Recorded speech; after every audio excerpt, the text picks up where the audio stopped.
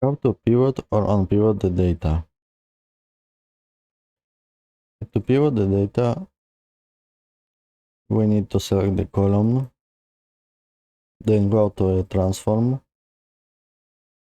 and then click on pivot column.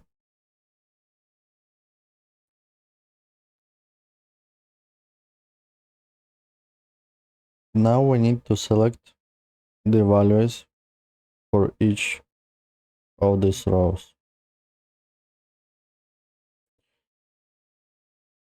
Now, if we left as is, it will show only the numbers because it's using aggregate function.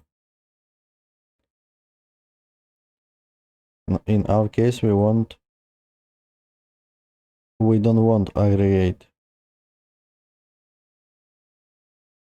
And now you can see that each region has its manager.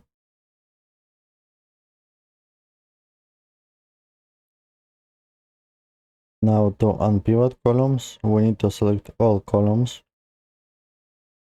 and then select from transform unpivot columns.